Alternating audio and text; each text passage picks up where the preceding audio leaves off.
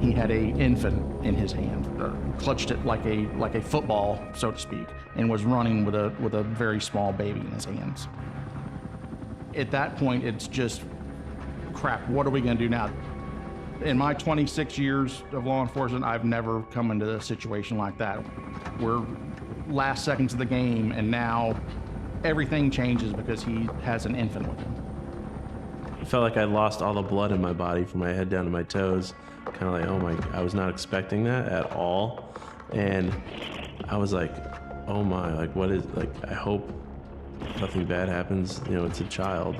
You know, we don't want to see the child get hurt. It takes all of our tools off the table. And now you're trying to process that while come up with plan D after A, B, and C have failed. He's got an infant in his hand. He has an infant with him. I just jumped out of the car and started chasing him on foot. I got him. He doesn't have to do anything. He's just back in the apartment. I'm trying to think, you know, I can't tackle him because if I tackle him, the kid's gonna hit the ground. I can't tase him because he's gonna drop the kid if I tase him. I can't use a dog for all the same reasons. I kind of closed the gap to about 6 feet or so, and he turns around and just kind of chest passes the baby at me. And thank God I was able to catch him. Deputies were able to come in and get on top of him, and I was able to walk off to the side with the baby. 106, he's in custody. Once we had him in custody, I felt amazing because he was a very, very reckless individual with no regard for his life or anybody else's, whether it be the child, the public, us. You know, he was a very, very good person to apprehend. One of the most dangerous things in law enforcement is emotion. We don't make decisions off an emotion. We're supposed to be unbiased. Having kids, it's just one of those things, you just can't fathom it. You have all these things in your mind of what you do to keep those kids safe, and this guy leading deputies on a high-speed chase and picking his kid up and not even two thoughts in the world of what could happen to that kid.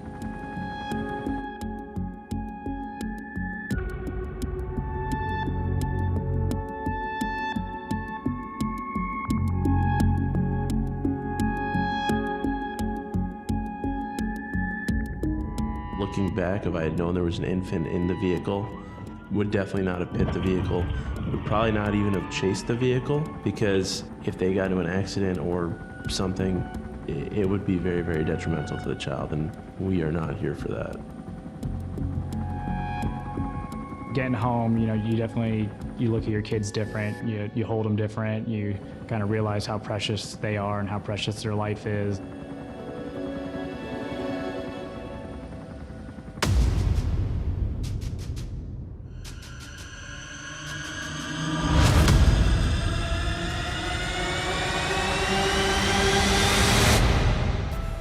He's losing pieces of his car. What kind of parts are falling off his car? The front end, the tires are all blown. Did he like hit something? I don't know what's going on. Oh, Lord, now it's sparking. He's wiggling all over. Holy cow. And he said he had flat tires too? Flat tires. He's driving on the rim.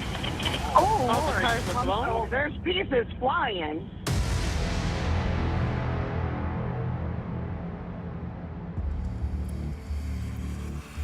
I was set up running radar on Sheridan Road. And then I heard this call come out on the radio. 734. Go ahead. 67th and Sheridan. There's going to be an old blue van, parts falling off, cars wiggling with flat tires, and he's driving on the rims of the car smoking. I didn't know if the car was stolen. I didn't know if the driver had bad intentions. And it kind of puts me on high alert at that point.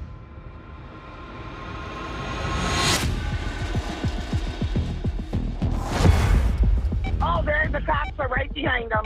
Okay.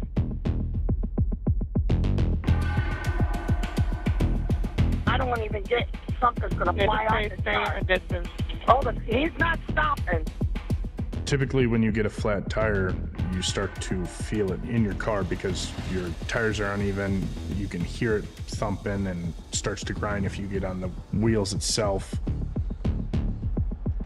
It was sparking, so the fact that they have not stopped is surprising. I chirped my sirens a couple times. Most people will stop within 100 to 200 feet once they see that. But the person is not stopping. I'm just kind of trying to gather more information at this point, just visually trying to figure out what in the heck is going on. I'm heading north on Sheridan. Officer Thorpe, I see him and I see him activate his lights.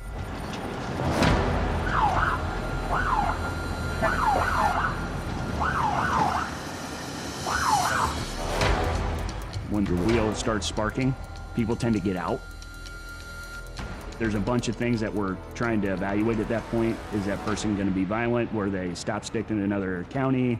Were they involved in pursuit? Is this person incapacitated and they can't get out?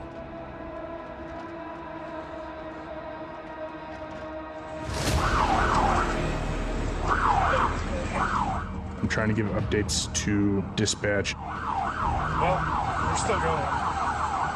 Doing about 27. I was just making sure that the car was still in front of me and wasn't going to accelerate. Nothing crazy was going to happen.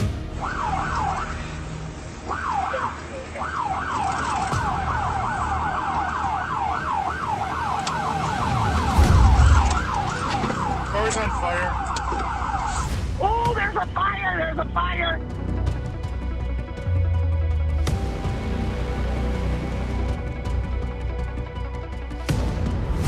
He's leaving a trail of fire. You still moving with the fire? Yeah, the fire is a line of fire. Woo, Lord. It's all on fire.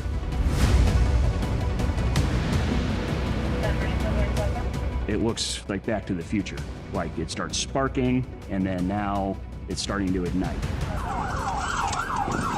Car's on fire. 743, I'm not in the vehicle. It's on fire right now. Pepper, is it still rolling? Gandhi, we're at Sheridan at 73rd. As I'm following the car, I'm just trying to figure out what would make a person continue driving while the entire back end of their vehicle is up in flames.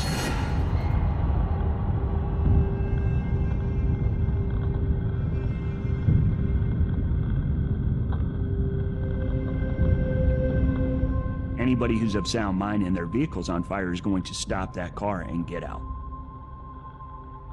That was probably the biggest red flag about all of this. Why is this person not getting out? I'm now thinking, okay, this person doesn't want to stop for police. Your threat assessment kind of goes up. Is this person dangerous? Is this person going to run? With the vehicle being a minivan, I was concerned as I didn't know how many people were in the car. It's dark out, it's hard to see inside a vehicle. There could be 7 people in that car. Our job is preservation of life. That's our first mission. I don't know if something else is occurring to why he's staying in that vehicle, but something's wrong with the driver.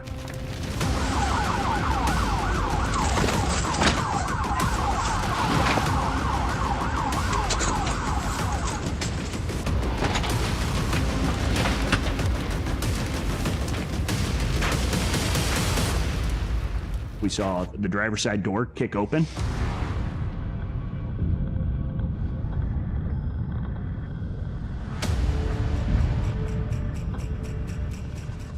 For some reason, it kind of looked like he went back into the car.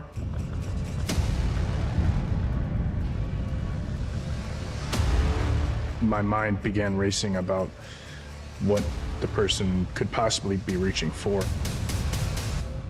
Another person, a weapon of some sort. People do drastic things in drastic situations. He's on fire too. Who's on fire? The man's on fire? The man's on fire.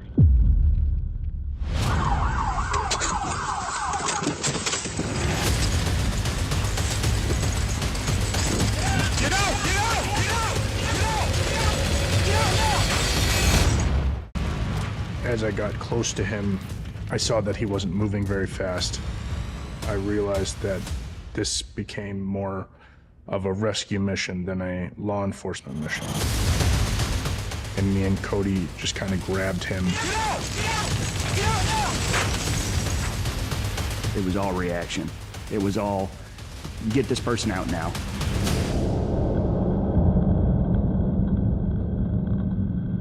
It was incredibly hot. I could really feel it when I was right up on him and I grabbed a hold of the driver. And that's when I got burned on my hand. There wasn't a whole lot of methodical thought going into this. This is all adrenaline. When he opened up the car door, it went from a sealed container to an open container, and all of the fresh oxygen was flowing into the car, which was causing the car to become more and more engulfed in flames. It could explode. My biggest goal was getting the three of us out of harm's way as soon as possible. Come on! Come on! Get up! Come on! Get up! Get up! Get up! You're the only one in the car? Yeah. 743, start EMS. We need fire immediately. We realized that, hey, he cannot really care for himself. Stand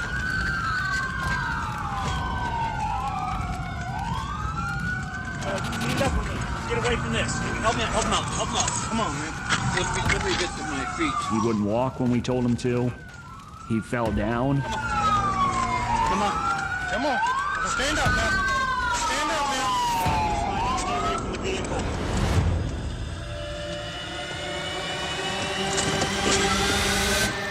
Stand up for me! Come on! We gotta get you up! Yeah, I know. We decided to just pick him up and run with him because if he wasn't going to move fast, we were going to make him move fast. You gotta pick him up. Come on! Pick him up.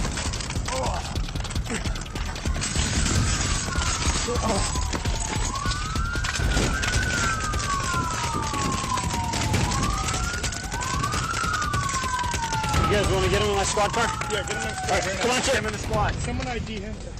Sir, we need to get to my car, okay? Okay. Yeah, go ahead and walk it.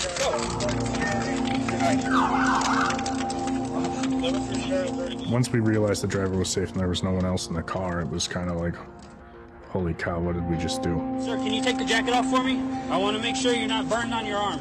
Okay, we got an ambulance coming, but I need to check and make sure. His jacket was melted, so I expect him to have some kind of injuries, some kind of burns. Wow. Okay, awesome. No burns to him. His jacket's burned, but he's got 0 burns on him. The fact that he had small burns to his clothing, but none to his skin, is an absolute miracle.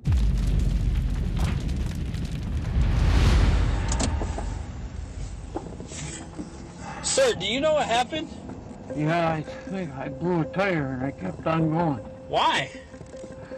I thought I could make it home. We didn't get any signs of intoxication or impairments. He just wanted to make it home that night. Older gentleman. Yeah, he's older gentleman. There's nothing wrong with him. He literally said, yeah, I knew it was on fire. There's a loud explosion, and we all kind of stop. Did that really just happen? Sir, do you have oxygen bottles or anything like that in the car? What would be blowing up? No idea. What's in there? I wonder if they're pop cans. Soda cans? The explosion that we heard was not from pop cans. Our best guess is it was probably the tires.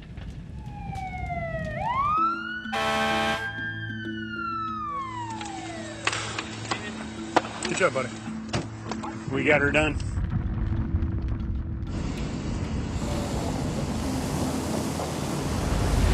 That's crazy, man. Did they pull him out? That's a life-saving medal right there. I'd say so. Yeah. There's stuff to always learn from every single call, but hopefully there's not a next time for something like this.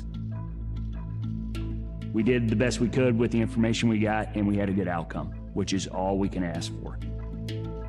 I'm just thankful that everyone ended up being okay afterwards.